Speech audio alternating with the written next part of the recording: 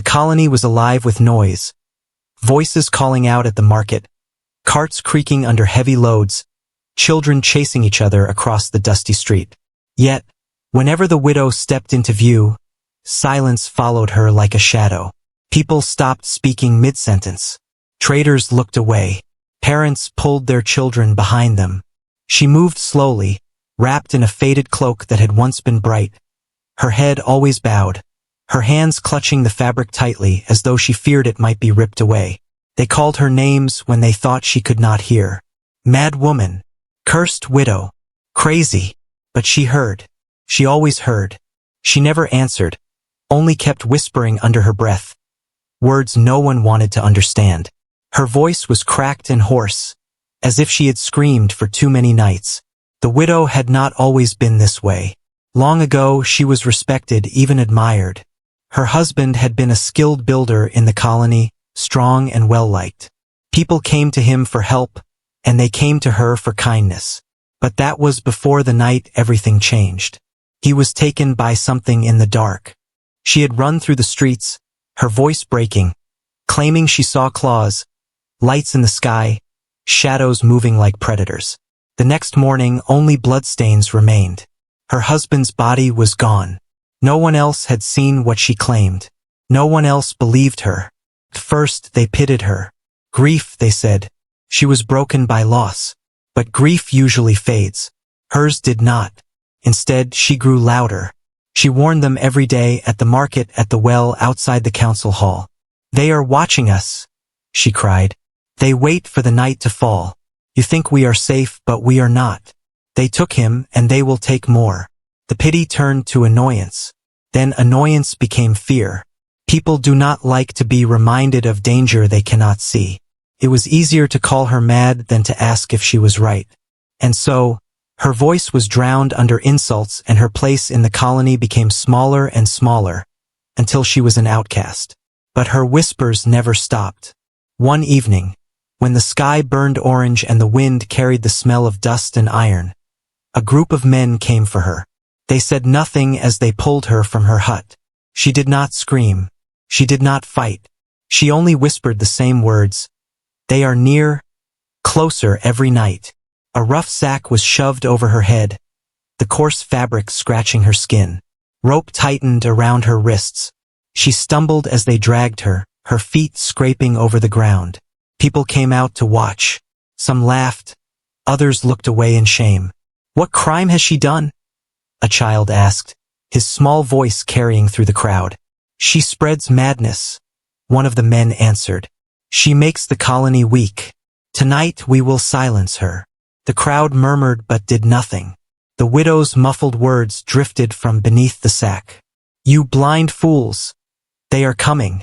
Beyond the gates, outside the safety of walls and firelight, they dumped her on the cracked earth. She fell hard. The air knocked from her lungs. The men did not untie her. They did not remove the sack. They simply turned their backs and walked away. Dust swirled around her still body as the sun sank lower, shadows stretching long across the barren land. From the edge of the settlement, one man had been watching. Not one of them, a human traveler. He had arrived in the colony only days before, seeking trade and rest. He had heard the whispers about the strange widow but thought little of them. Until now. He had seen how they dragged her, how easily the crowd turned against her. He had seen many cruelties in his travels, but something about this struck him differently. Maybe it was the way she kept repeating her warning. Maybe it was the way no one seemed to question what lay beyond the gates. He lingered by the wall, eyes fixed on the place where they had abandoned her.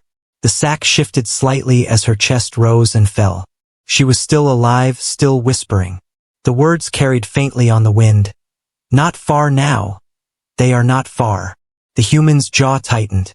He wanted to tell himself it was none of his concern. This was their colony, their rules, their punishment. Yet unease gnawed at him. He had seen soldiers on the battlefield who muttered the same way. Men who had glimpsed something terrible before anyone else noticed. They were never wrong. A strange sound rolled across the plain. Low, rumbling like claws dragging against stone. It lasted only a moment. then faded into the wind. The human stiffened. He glanced at the colony behind him, bright with lamps and guarded by laughter. They had no idea. The widow stirred again, her voice more frantic now. They are here. Closer, closer. The human's hand clenched into a fist. He realized he could no longer walk away. The night was coming, and with it something else. The human traveler stayed near the colony wall long after the men had gone. The sky above him had turned from orange to a deep purple, the last light slipping away behind jagged hills. Lamps flickered to life inside the colony, but outside the gates the land was empty and dark, empty except for her. The widow lay in the dust, her thin body curled under the sack. Her chest rose and fell with shallow breaths, and every now and then her muffled voice broke the silence. They are near. They are near. He tried to walk away. His mind told him this was not his fight. He was only a traveler, a guest passing through, and interfering in alien matters could bring him trouble. The colony would not thank him for questioning their judgment. They would likely drive him out or worse, but something inside refused to let him leave. He had seen enough worlds, enough wars, to recognize the look in her eyes before the sack was pulled over them. That was not madness. That was fear mixed with certainty. He remembered soldiers whispering warnings in the middle of the night before an ambush. He remembered scouts who had sensed danger long before the rest of the army. People called them paranoid until the attack came. He leaned against the wall, staring at the barren land where the widow lay. The night wind carried strange sounds.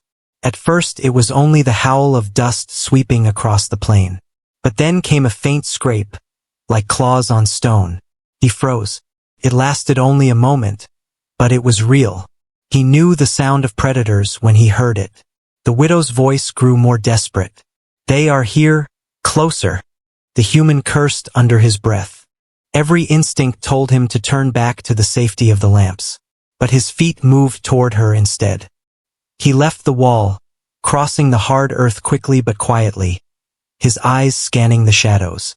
The stars above gave little light, and the ground seemed to swallow every step he took. When he reached her, he crouched down. The sack over her head was filthy, the fabric damp with her breath. Her wrists were bound so tightly with rope that her skin was raw. She stirred at his presence, her voice rising in a frantic whisper. Don't leave me. They're waiting. I won't leave you, he said quietly, though he wasn't sure if she could even hear him through the sack. He looked back at the colony. The walls glowed faintly with lantern light, but no one was watching. They had abandoned her completely. He hesitated. If he freed her, the colony would turn on him too. They might call him mad, dangerous, an outsider who meddled in their ways. Yet if he walked away now, he would carry the sound of her voice in his head forever. He had seen too many people abandoned, too many warnings ignored. He could not be part of that again. He pulled a small knife from his belt and cut the rope at her wrists. Her hands dropped weakly into the dust, trembling from exhaustion. Then he loosened the sack and pulled it from her head. Her face was pale, her eyes sunken from hunger and grief. But those eyes were wide, alert, burning with terror and certainty. She sucked in deep breaths of cool night air and looked at him. You shouldn't be here, she whispered. They'll see you too. Who? He asked. She shook her head, her thin hair sticking to her damp face. Not who. What? The same ones who took him. They move in the dark, and the colony won't believe me. They never will. Her voice cracked, but her hands clutched at his sleeve as if he was her only lifeline. Before he could answer, the sound came again. Louder this time. A dragging, scraping noise from somewhere in the distance. Then another, closer, like talons cutting across stone. The human stiffened, every sense alert. The widow's eyes widened. Do you hear them now? She whispered. He nodded slowly. The air itself felt heavier, charged with something unnatural. He scanned the horizon, but the darkness seemed to shift and bend, as if shadows had taken shape of their own. We have to move, he said. Her lips trembled. They never forgive. Once they choose a place to hunt, they don't stop. That's why they silenced me. She pointed weakly back toward the glowing colony walls. They laugh inside their lamps while the night gathers outside. They don't know what waits. The human clenched his jaw.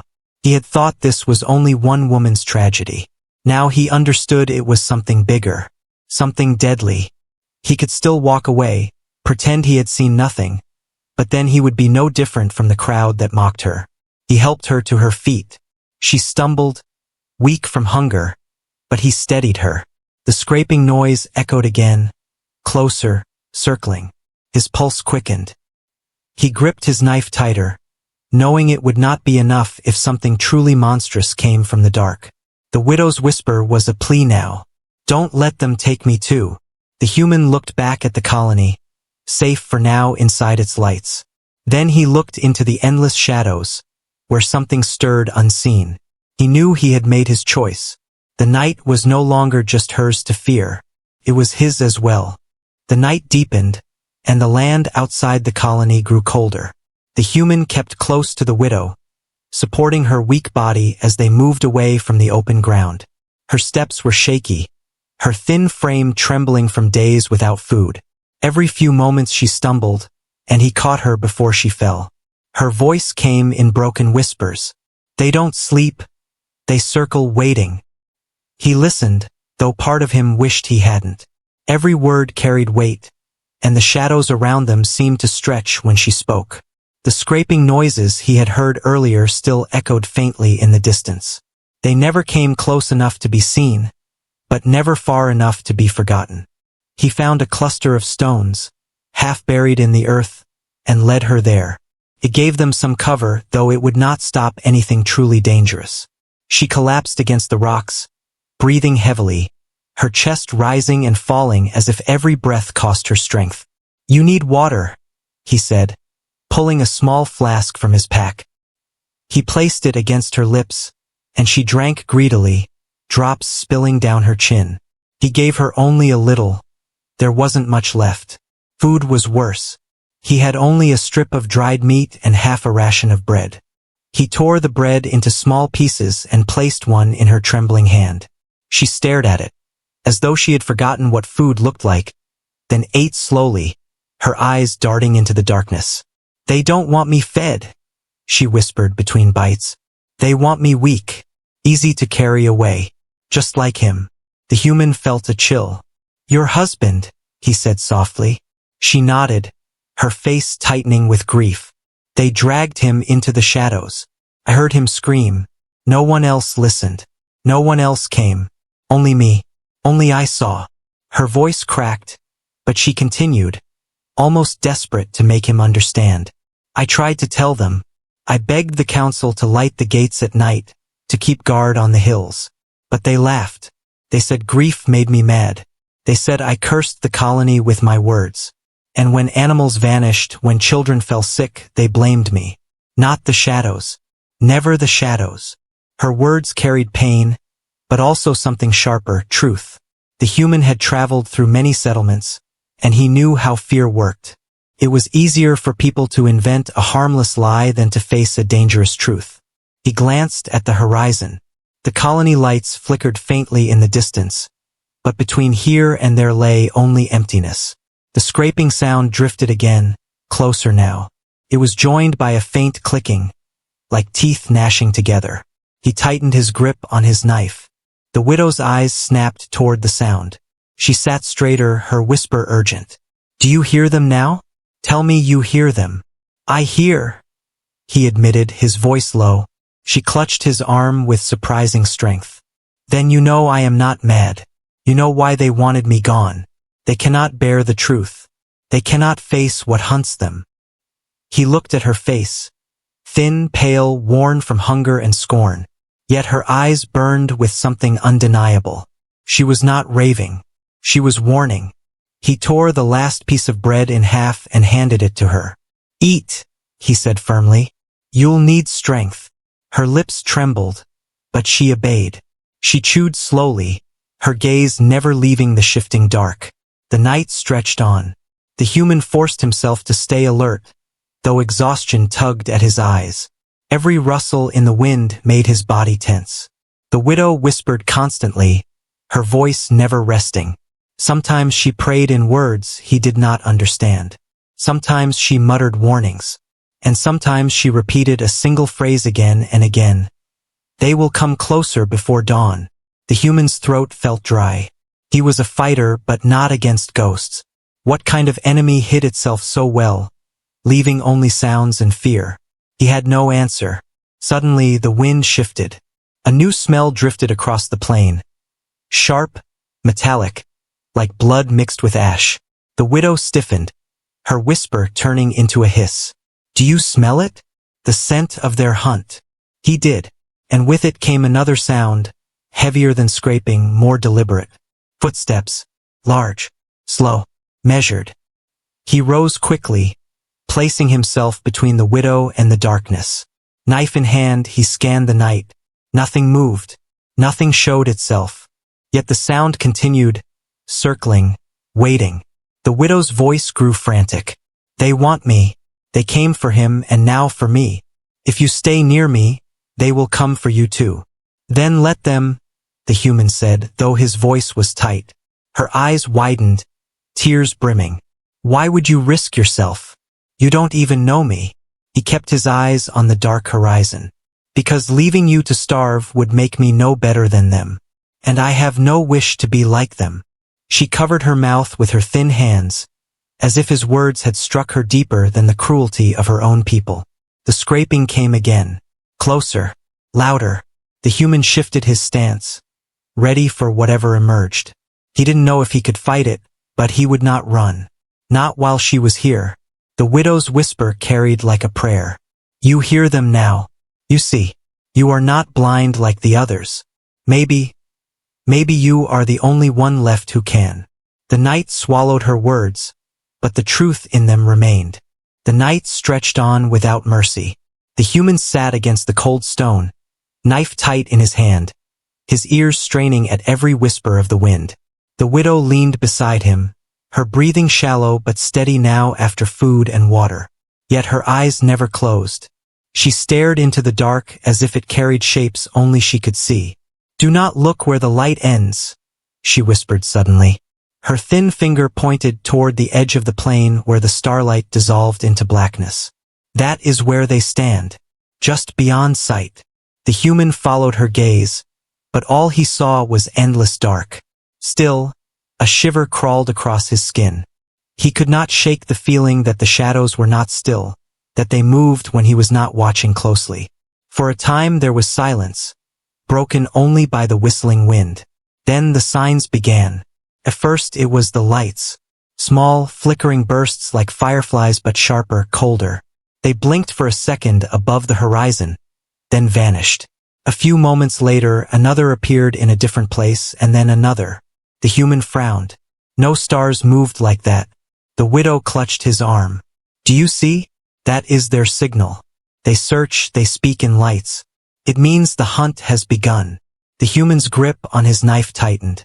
He wanted to dismiss it as tricks of his eyes, but deep inside he knew better. His instincts, sharpened by years of danger, whispered the same warning. The widow spoke aloud. This was no illusion. Then came the sounds. Not the scraping now, something worse. A low, guttural hiss that seemed to slide under the ground itself. It rose and fell like breath from a massive chest. From one side of the plain it echoed, then from the other, as if more than one creature circled them in the dark. The human's pulse quickened. He turned slowly, scanning, searching, but the night offered no form, no figure. Only the sounds, taunting him, pressing closer. The widow pressed her hands to her ears. "They mock us. They enjoy the fear. That is why they never come quick. They want the heart weak before the body falls." Her words sent a chill deeper than the cold air ever could. Suddenly, a rock rolled down the slope of a nearby hill, clicking against other stones before settling. The human's head snapped toward it. Nothing moved, yet the silence afterward felt heavier, as if someone or something had stopped moving just out of sight. The human forced himself to breathe slow and steady. Fear was poison, clouded the mind, weakened the hand. He could not let it master him. He glanced at the widow. She was pale, trembling, but her eyes glowed with grim certainty. This is what I warned them of. This is what took him. They thought me mad, but now you see it too. He nodded. I see enough. She leaned closer, her whisper urgent. Then we cannot stay in the open. By dawn they will test us. And if we are still here, we will not see the sun. The human looked back toward the colony. Its lamps flickered faintly on the horizon, warm and safe, but distant. Between here and there lay the hunting ground. He knew if they tried to cross now, they would not make it. The lights would follow. The sounds would close in. We move at dawn, he said firmly. When light breaks, they may retreat. The widow shook her head weakly. They do not fear light, only being seen. Dawn gives us one chance to run before the eyes of the colony. Only then might the council believe. The human swallowed hard. If they made it that far, the people might still turn them away. Yet he also knew she was right. Only proof in front of many eyes could silence the laughter. A sudden gust of wind blew across the plain, carrying with it a foul stench, metallic, rotten, sharp enough to burn the nose. The widow gagged, covering her mouth. The human's stomach twisted. He had smelled this before on distant battlefields, after creatures feasted on the dead. He rose to his feet, standing tall against the shadows. His voice was steady, though inside he felt the weight of unseen eyes. If they want to hunt, he muttered, they will find prey that does not bow. The widow stared up at him, her whisper trembling between fear and hope. You are not like them. You are not blind. For a long while they waited, the signs continuing. The flicker of lights, the hiss of hidden throats, the scrape of unseen claws. Each sound drew closer, each light brighter. Yet the night never revealed their shapes. It was a game of fear and they were the prey. The widow curled against the stone, whispering words that sounded like prayers. The human stood guard, his knife gleaming faintly in the starlight, his body ready though his heart pounded. And then, just before dawn, the final sign appeared. Far across the plain, two glowing eyes opened in the dark, round, unblinking, burning with a pale white fire. They fixed on the human and the widow, and for the first time the shadow had a face. The widow gasped, her whisper breaking into a cry. They see us. The human lifted his knife, his jaw set. The long night was not over. It had only just begun. The pale eyes in the dark did not blink. They hovered far across the plain, glowing faintly like two lanterns carried by invisible hands. The human gripped his knife tighter, every muscle in his body tense. The widow pressed herself against the stone, her voice barely more than breath. That is them, she whispered. Do you believe me now? The human didn't answer. His silence was enough. For a moment nothing happened. Then the eyes sank back into the blackness, vanishing as if they had never been there. The plain grew still again, too still. Even the wind had gone. The human skin crawled. This was not random. It was deliberate, a show of presence, a reminder that they were being watched. The widow's hands shook as she clutched his arm. This is how it always begins. They reveal themselves for a moment, then retreat. They let the fear build. And when the prey is too weak to fight, her voice trailed off, leaving the end unspoken. The human crouched beside her. Tell me everything. What are they? Her hollow eyes locked onto his, desperate to make him understand. They are hunters from the dark between worlds. They choose colonies far from the great cities, places too small to call for help. They move at night, unseen, taking one at a time. A farmer, a child, an elder. Never enough to make the colony abandon its home, but always enough to feed. Slowly, slowly, until no one is left. Her voice cracked, but she continued. My husband was the first. He was strong, and he fought them, but they dragged him into the dark. I heard him scream until the sound stopped. I told the council. I begged them to believe, but they said I was broken, cursed by grief. They said no such creatures existed. And when animals began vanishing, when the sick grew weaker, they said I had poisoned the colony with fear. So they silenced me. The human listened, his jaw tight, Her words carried a grim pattern, one he recognized. He had seen it before on other worlds, creatures that thrived not only on flesh, but on fear. The more terrified their prey, the easier the hunt became.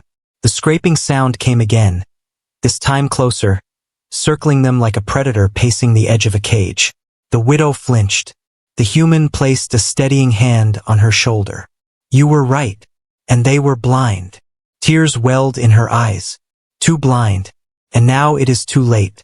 They will not believe even if we return. They will call you mad as well.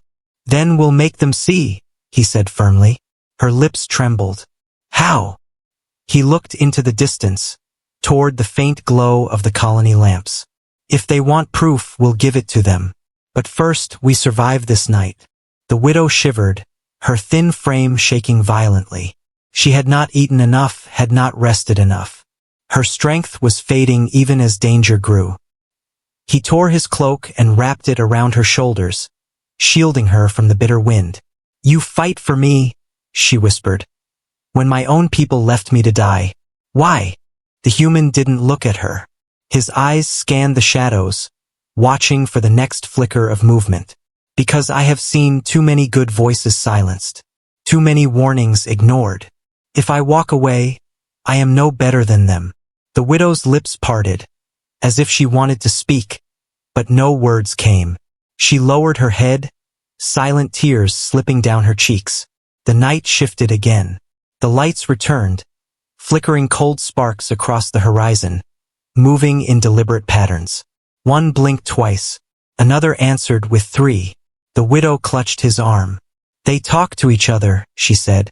They are calling the pack. The human's gut tightened. He scanned the dark, and for the first time, he thought he saw something more than shadows. Something tall, lean, gliding along the plain. It vanished the moment he focused, but the shape had been there. Rest while you can, he said. At dawn we move. I'll carry you if I must. She shook her head. If you carry me, they will come for you first. They always target the strongest. Then let them try. A faint rumble answered him, low and mocking, vibrating through the ground beneath their feet. The widow's face went pale. They hear you, she whispered. They understand defiance. The human raised his knife, his voice steady. Good. Then they'll know I'm not afraid. But deep inside, he knew fear had already planted its roots. Not for himself, but for the frail widow at his side, and for the colony, sleeping in ignorant safety behind its walls. They had left her to starve, but in doing so they had nearly silenced their only chance of survival. The truth was clear now. She was not crazy. She was the only one who had seen the monsters for what they were. And unless he stood with her, the colony would never open its eyes until it was too late. The scraping drew nearer. The flickering lights moved in a slow circle around them. The pack was closing in. The widow gripped his sleeve with trembling hands. If we survive, promise me you will make them believe. I promise, he said. And in that promise, the colony's last hope was born. The first thin light of dawn touched the sky, painting the horizon in faint gray. But the night had not loosened its grip. The scraping sound still moved in circles. The flickering lights still darted across the plains, and the widow's whispers grew sharper with every moment. They will not stop, she breathed. The sun does not scare them. They only retreat when they choose. The human tightened his cloak around her frail shoulders. She leaned heavily against him, exhausted and weak, but her eyes still burned with fear and truth. He looked past her toward the colony walls in the distance. They seemed so close, yet so far, glowing faintly like a safe harbor no ship could reach. They may not stop, he said, his jaw set. But neither will I. The widow turned her face up to him. You cannot fight shadows. I don't need to fight shadows, he answered. I need to fight their fear. Her lips trembled. They will laugh at you too, just as they laughed at me. You will be cast out. Or worse. The human looked down at her. Then let them laugh. Better to be laughed at than to watch them die blind. For the first time, she had no answer. The noises grew bolder. No longer distant, they now scraped across the earth close enough to rattle loose stones. The human stood, pulling the widow up with him. She stumbled, but he held her steady. "We move now," he said firmly. Every step toward the colony felt like defiance. The sounds followed, circling, mocking, never striking, but never letting them forget the danger. The widow's breaths came ragged, her strength draining with each step. At last her legs buckled, and she fell to her knees. "Leave me," she whispered. "If you try to carry me, they will take you." The human crouched beside her, his hand steady on her shoulder. "If I leave you, then I am no better than those who tied the sack on your head. And I won't live with that." Before she could argue, he lifted her into his arms. She was so light it startled him, as if grief and hunger had already hollowed her body into nothing but bones and whispers.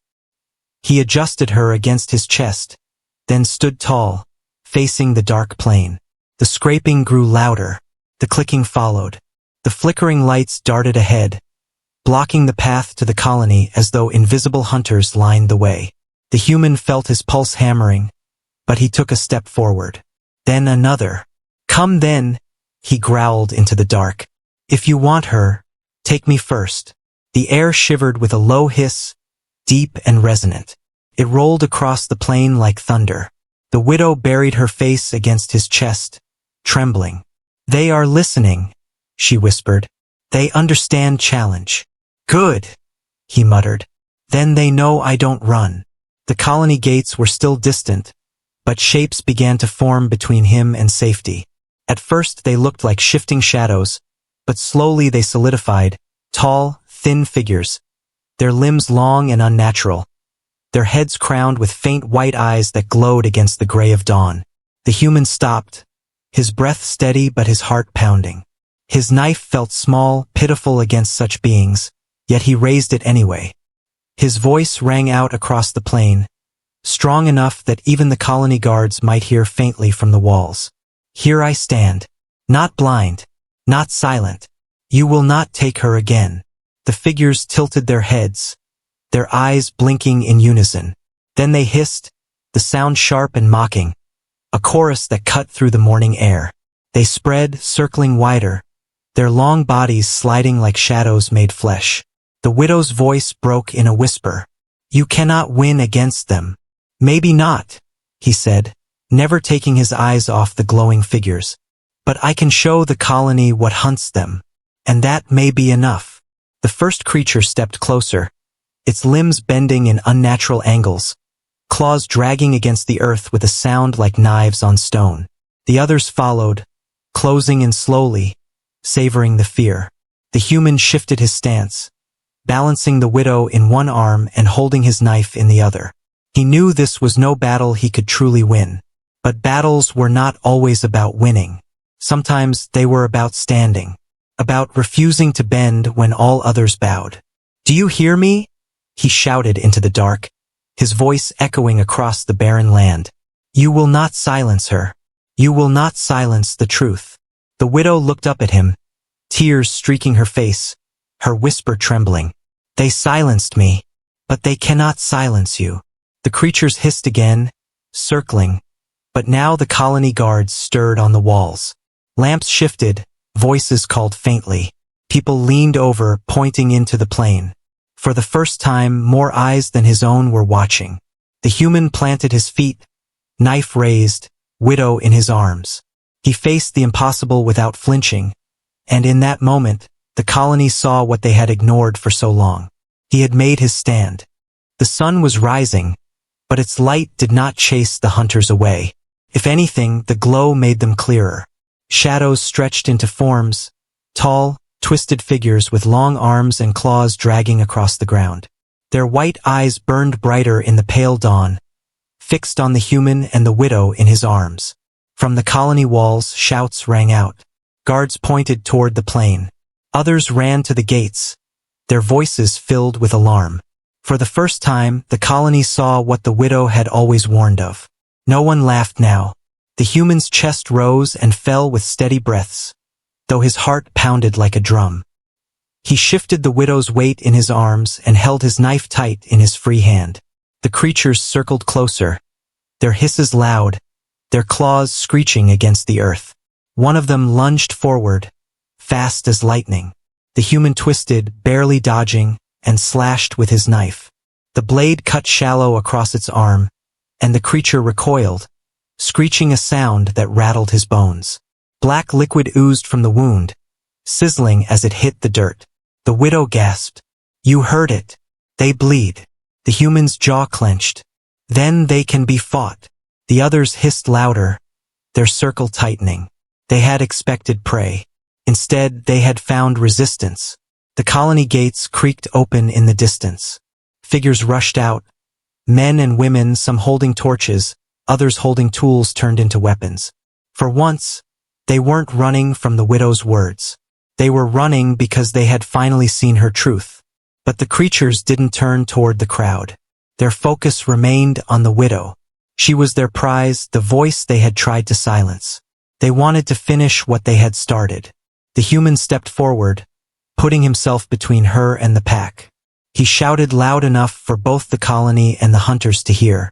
"You called her mad. You left her to starve. But she was the only one who knew. If you want her, you'll have to take her over my dead body." The colony froze at his words. Shame hung heavy in the air. The guards on the wall gripped their weapons tighter, guilt flashing in their eyes. The largest creature shrieked and lunged. The human planted his feet and swung with all his strength. His knife carved deep into its chest. The monster staggered, but its claws still raked across his side. Pain flared white-hot, but he did not fall. He shoved the widow behind the stones, forcing her low. "Stay down," he ordered. The colony's fighters finally reached them, shouting war cries. They clashed with the creatures, torches swinging, flames hissing against shadowy flesh. The hunters screeched, recoiling from the fire. For the first time, they faltered. The widow crawled closer to the human, her voice breaking. "You made them see. You gave them the truth." But the human did not relax. He knew the fight was not over. Another creature leapt from behind, its claws raised. He turned in time, driving his knife upward into its throat. The beast collapsed in a spray of black liquid, thrashing before it stilled. The others hesitated now, circling faster but keeping distance from the flames and knives. The colony had gathered in numbers, their fear turning into fury. No longer blind, no longer laughing. The human staggered, blood dripping from his side, but he stood tall. He lifted his knife again and roared into the plain, his voice echoing. "This colony is not your feeding ground. Not while I still breathe." The widow pressed a trembling hand against his wound, tears streaming down her face. "You gave them a chance. You gave me back my voice." The creatures hissed in unison, their glowing eyes narrowing. Then, as if by silent command, they began to retreat. One step at a time, their tall bodies dissolved back into the shadows. The lights flickered once, twice, then vanished. The plain grew silent except for the heavy breathing of the living. The human lowered his knife slowly, his body trembling from blood loss. The colony gathered around him and the widow, their faces pale, their eyes wide with the weight of what they had witnessed. No one called her crazy now. No one dared. The elder of the colony stepped forward, his voice heavy. "We wronged her. We wronged you both. We saw with our own eyes what we refused to believe." The widow lifted her head, her voice soft but firm. "You left me to die. You silenced me when I warned you. And if not for him," she glanced at the human, "we would all be dead." The people bowed their heads, shame clear in their silence. The human swayed on his feet, but he forced himself to remain upright. His knife hung at his side, his chest rising and falling with ragged breaths. "The truth is in front of you now. Don't ever turn from it again. If you do, they will return. And next time, there may not be anyone left to fight." The widow touched his arm gently, her whisper almost like a vow. "They will not forget this day, and neither will I." As the dawn finally broke across the plain, the colony stood united in uneasy silence. They had survived, but only because of the human stand and the widow's stubborn truth. The hunters were gone, for now, but everyone knew they would always wait in the dark. And this time, no one dared to call the warning a lie.